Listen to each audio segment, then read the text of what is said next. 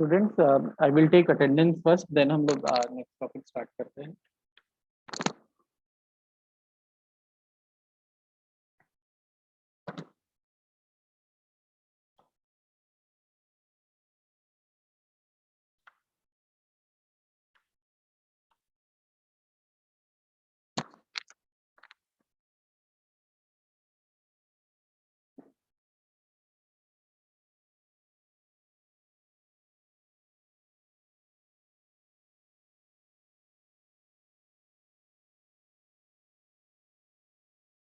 Aditi,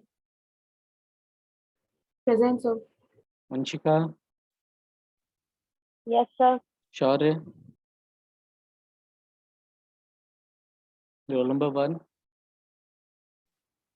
Present, sir. 2, 3, 4, Present, sir. 5, 6, Present, sir. Roll number 5, present. 7, 9, 10, 11, Present, sir. 12, Yes, sir.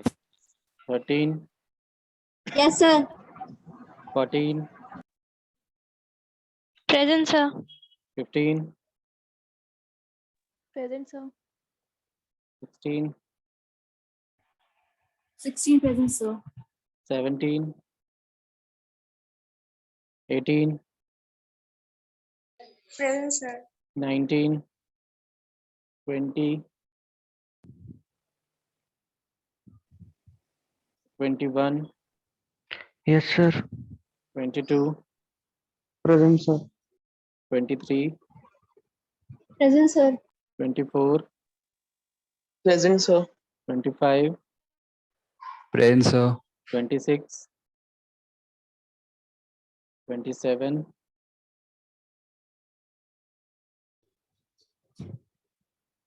28, Present, sir. 29, Present, sir. 30, Yes, sir. 31, Present, sir. 32, 33, Present, sir. 34, Present, sir. 35, 36, Present, sir. 37, 38, Present, sir. 39, Present, sir. 40, Present, sir. 41, Present, sir. 42, Present, sir. 43, 44, Present, sir. 44 present. 45, 46, Present, sir. 47, Present, sir. 48, Present, sir. 49, Present, sir. 50, Present, sir. 51, Present, sir. 52, 53,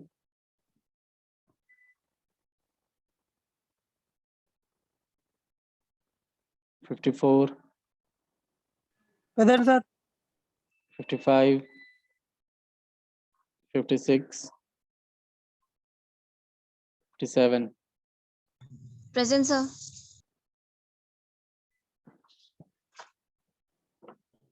Sir, 45 present. ठीक, 45, Sir, roll number 27. Roll number 20 present. Sir, roll number 53 present. 1 minute, 20, 27 and 50, 53. 53, Sir, 49. 49, Sir. Sir, roll number 2. Sir, 36. A6 ठीक है। Roll number 2 ठीक, और बताइए। 44 लगी है 44। 52 sir. 52 कहाँ गायब हो गए थे? 45 लग गई है 45। सर 52 भी देख लीजिएगा। लगा दी 52। बस ठीक है। रोल नंबर 99 श्योर एब्सेंट है। Roll number 3 absent, 7 9 10 absent, 17 absent, 19 absent. ये इनसे किसी का 99 कांटेक्ट है? 19 श्योर से ना 99। 99 आ गए ठीक है। ये रोल नंबर 7 9 10 ये हैं आकाश, अखंड और आलोक। किसी का कांटेक्ट है इनसे? ये कंटिन्यूअस मतलब कंटिन्यूअसली एब्सेंट है क्लास में। ऐसे ही 17 है अंकित भी कंटिन्यूअस एब्सेंट है, 19 अंशुमान भी एब्सेंट है। तो इनके कांटेक्ट में है क्या? रीजन है ये लोग एब्सेंट हैं?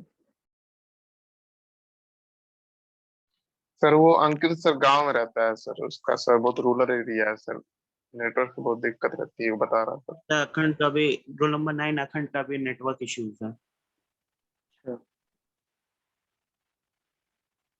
नहीं तो फिर अंकित की लोगों सर के तबीयत भी बीच में खराब हुई थी सर बहुत ज्यादा। मैं कॉल पे मैं बात कर लूंगा सर। हाँ मतलब कह दीजिए कि मतलब जैसे अगर रेगुलर नहीं ज्वाइन कर पा रहे हैं तो यस अगर सर। बहुत ज़्यादा प्रॉब्लम है मान लीजिए ट्यूब ट्यूब क्लास ना ज्वाइन करें लेकिन लेक्चर्स ज्वाइन कर ले,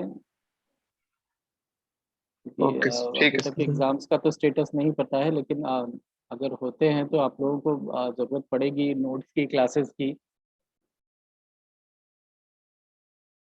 तो बोल दीजिए जितना हो सके क्लासेस वगैरह ज्वाइन कर लिया करें ये लोग। और यही हालात है रोल नंबर 32 अश्विनी का भी यही केस है। 55 है कुशाग्र, ये भी नहीं आए हैं आज तक क्लास में।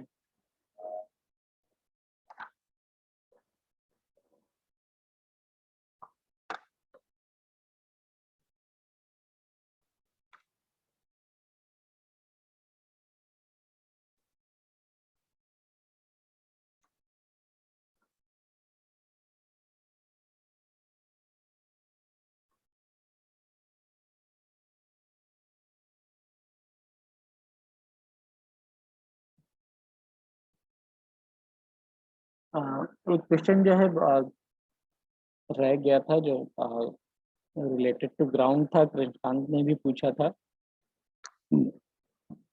तो हम उसका आप लोगों को एक आंसर दे देते हैं फिर नेक्स्ट स्टार्ट करते हैं। ये जो 8086 माइक्रो प्रोसेसर है इसमें ग्राउंड पिन जो दो कनेक्टेड हैं, इसका क्या रीज़न है?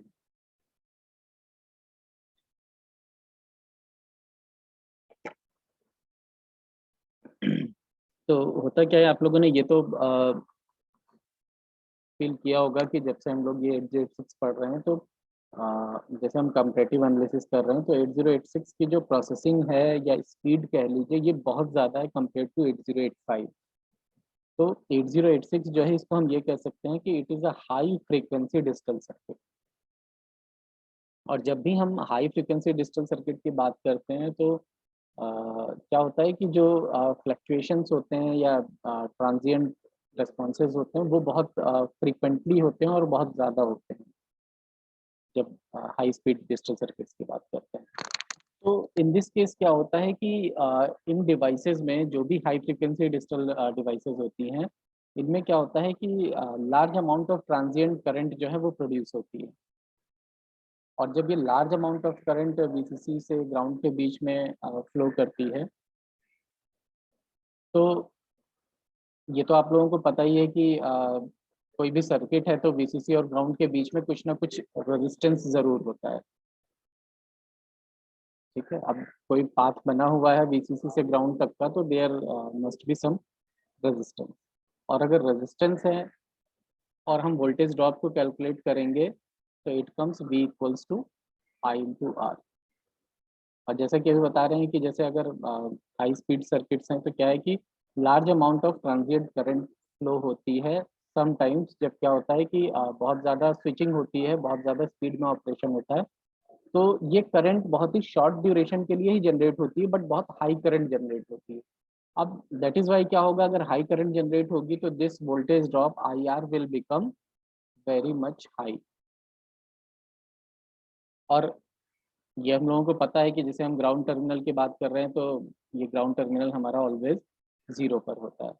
अब जब भी इस तरह की करंट जनरेट होगी तो हमें पता है कि वीसीसी जो है वो हमारा एक फिक्स पॉइंट पर है, और जब ये वोल्टेज ड्रॉप इंक्रीज होगा इट मींस कि जो पोटेंशियल डिफरेंस यहाँ जनरेट होगा बिटवीन वीसीसी एंड ग्राउंड, अगर हम वीसीसी की बात करें और ग्राउंड की बात करें तो इन दोनों के बीच में इस लार्ज करंट की वजह से पोटेंशियल डिफरेंस जो क्रिएट हो रहा है वो एक्चुअली 0-5 के इक्विवेलेंट नहीं होगा। तो दैट इज वाई क्या होगा कि ये जो ग्राउंड होता है, ग्राउंड वोल्टेज, ये 0 से शिफ्ट हो जाता है, और इस कंडीशन को हम लोग कहते हैं ground bounce condition electronic circuits में। और इसी electronic bounce condition, ground bounce condition को अवॉइड करने के लिए सर्किट में more than one ground pin connect कर दी जाती हैं, जिसकी वजह से क्या होता है कि अब ये ग्राउंड पिन क्या है, पैरेलल में कनेक्ट हो गई, और पैरेलल में कनेक्ट होने की वजह से क्या होगा कि ये जो रेजिस्टेंस है उसको रिड्यूस करेंगे, और रेजिस्टेंस अगर रिड्यूस होगा तो क्या होगा, अल्टीमेटली वोल्टेज ड्रॉप भी कम होगा बिटवीन, अगर हम एक सिंगल ग्राउंड की बात करेंगे तो। इसीलिए जैसे कि अगर आप लोग बात करेंगे कि जो हम लोग अब आजकल के जो प्रोसेसर्स हैं, तो आजकल के प्रोसेसर्स में क्या हो रहा है कि और भी ज़्यादा ग्राउंड्स यूज़ किए जाते हैं। पेंटियम जो है 7-8 ग्राउंड्स भी यूज़ करता है एक अपने प्रोसेसर में।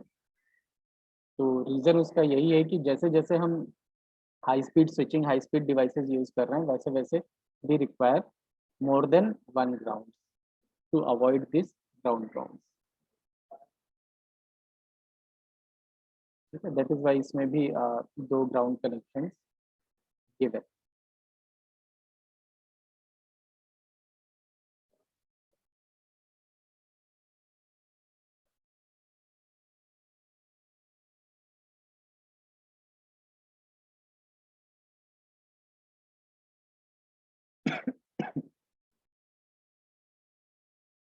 अब बात करते हैं 8086 की बस साइकिल्स के बारे में। सॉरी,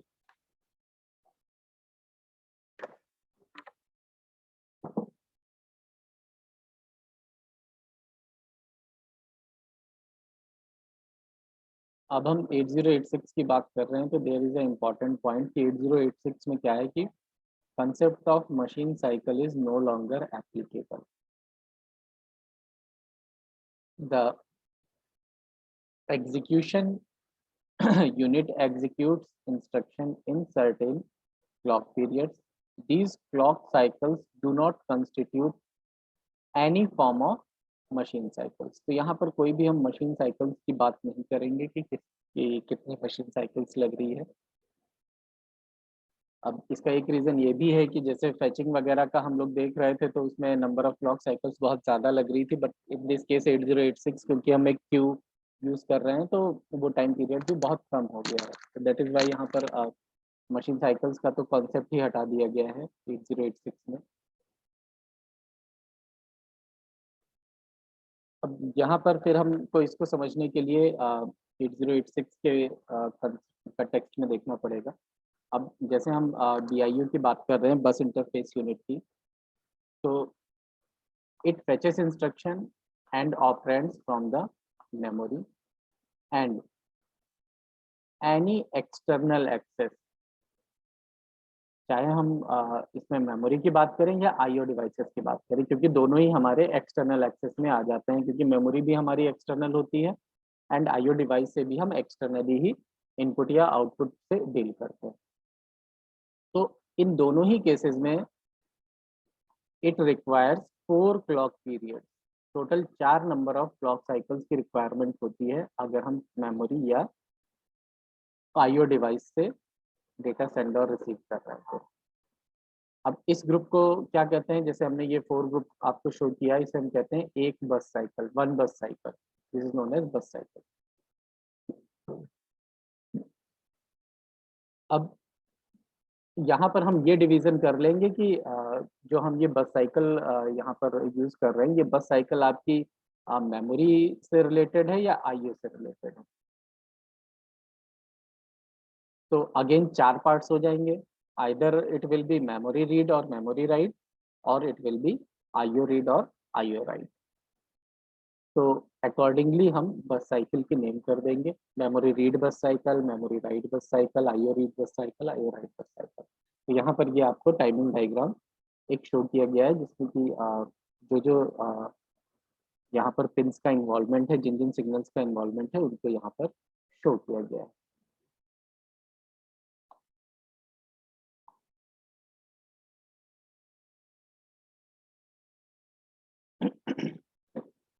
अब कौन कौन सी पिंस का इन्वॉल्वमेंट होगा, अब जैसे मेमोरी से या आईओ से कहीं से भी हम डेटा रीड या राइट करेंगे, तो एड्रेस बसेस का तो इन्वॉल्वमेंट होगा ही होगा। विदाउट एड्रेस हम डेटा को कॉल नहीं कर सकते हैं। तो ऑलवेज यहाँ पर भी हम देख रहे हैं कि first clock cycle is dedicated for address. तो कंप्लीट एड्रेस है AD0 टू AD15 हमारी डेटा के साथ जो मल्टीप्लेक्स्ड हैं। 16 बिट का ये एड्रेस हो गया, और 4 बिट का जो एड्रेस है वो हमारा कौन सा है, वो स्टेटस के साथ में मल्टीप्लेक्स फॉर्म में है। तो A16 टू A19 वाला ये हो गया। तो ये दोनों ही बिल्कुल प्रीवियस 8085 केसेस की तरह ही होंगे कि फर्स्ट जो क्लॉक साइकिल होगी, इस फर्स्ट क्लॉक साइकिल में we will use these pins as a address bus, and after the first clock cycle these pins will be used as their alternatives, like जैसे ये AD0 टू AD15 की बात करेंगे तो first में address और second में डेटा, और अगर A16 टू A19 वाली बात करेंगे तो फर्स्ट में अगेन ये एड्रेस की तरह वर्क करेगा, और जो सेकंड क्लॉक साइकिल से उसके बाद ये S3 से लेकर के S6 पिन नंबर्स हैं which are used to show the status of microprocessor. तो वो स्टेटस का टास्क करने लगेंगे यहाँ पे। अब नेक्स्ट MX का भी यहाँ पर रोल आएगा। वी नीड टू टेल कि माइक्रोप्रोसेसर मिनिमम मोड में वर्क कर रहा है या मैक्सिमम मोड में वर्क कर रहा है। तो यहाँ पर जैसे कि हमने इसको हाई कर रखा है फ्रॉम फर्स्ट क्लॉक साइकिल, तो इट मीन्स कि it is working in minimum mode. Sorry. Then फिर M/IO बार आ गया है। अब अगर हम इसकी वैल्यू को ये हाई कर देते हैं, यानी 1 कर देते हैं, तो what it will represent, it will represent कि जो ऑपरेशन परफॉर्म हो रहा है वो किससे हो रहा है, मेमोरी से ऑपरेशन परफॉर्म किया जा रहा है। Address latch enable previous case की तरह ही है, फर्स्ट क्लॉक साइकिल में हाई किया है टू इनेबल द एड्रेस। बस ऐसे ही BHE है, BHE का भी फंक्शन आप लोगों को बताया था कि BHE को भी हम फर्स्ट क्लॉक साइकिल में इसको इस तरह से लो रखते हैं because it is low active. ALE जो है वो हाई एक्टिव है, BHE जो है लो एक्टिव है। उसके बाद फिर सेकंड क्लॉक साइकिल से अगेन ये भी स्टेटस पिन यानी S7 की तरह वर्क करने लगेगा। RD बार अगर सिग्नल यूज कर रहे हैं तो इट विल शो कि रीड ऑपरेशन परफॉर्म हो रहा है, और since it is active low तो हमने क्या किया है, हमने इसको सेकंड क्लॉक साइकिल से लो कर दिया। इट मीन्स कि फ्रॉम दिस पॉइंट मेमोरी को ये पता चल जाएगा कि जो ऑपरेशन परफॉर्म करना है वो रीड ऑपरेशन है, and that is why memory will put data into the data bus and it will send to the microprocessor. इसी तरह से DT/R बार है, इस पिन को लो कर दिया गया है, 0 किया गया है, and this pin is low, it means कि डेटा रिसीव हो रहा है, और रिसीव कर रहा है माइक्रोप्रोसेसर। यहाँ पर से भी आपको पता चल रहा है कि मेमोरी ने डेटा को सेंड किया है, और इस पिन से हमें ये पता चल रहा है कि डेटा रिसीव हो रहा है। ऐसे ही DEN है, डेटा इनेबल पिन, डेटा को इनेबल करने के लिए। तो ये कंप्लीट 8086 का एक मतलब जैसे टाइमिंग डायग्राम की बात करेंगे तो किन किन पिंस की रिक्वायरमेंट है, किन किन सिग्नल्स का यूटिलाइजेशन हो रहा है अगर हम किसी एक टाइमिंग डायग्राम की बात कर रहे हैं। तो जितनी भी पिंस यहाँ पे, जितने भी सिग्नल्स यहाँ पे शो हो रहे हैं, इन सभी का कुछ ना कुछ सिग्निफिकेंस है अगर हम कोई भी रीडिंग या राइटिंग ऑपरेशन कर रहे हैं।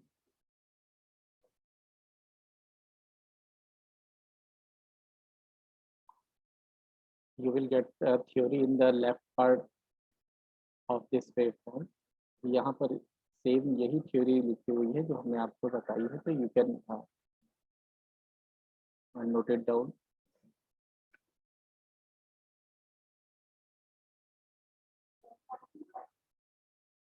एंड फिर नेक्स्ट इसको नेक्स्ट लेक्चर में करते हैं, क्योंकि आई थिंक कि नेक्स्ट क्लास के भी स्टूडेंट्स ज्वाइन कर रहे हैं इसमें। तो स्टूडेंट्स कुछ अगर आप लोगों को पूछना हो तो आप लोग अभी पूछ लीजिए, हम आप लोगों की क्वेरीज सॉल्व कर देते हैं। 2-3 मिनट्स हैं तो क्वेरीज ले लेते हैं।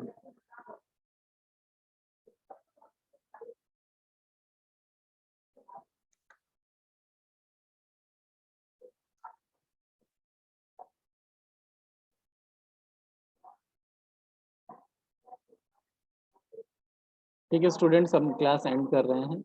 If you do not have any query, next class भी है। Thank you.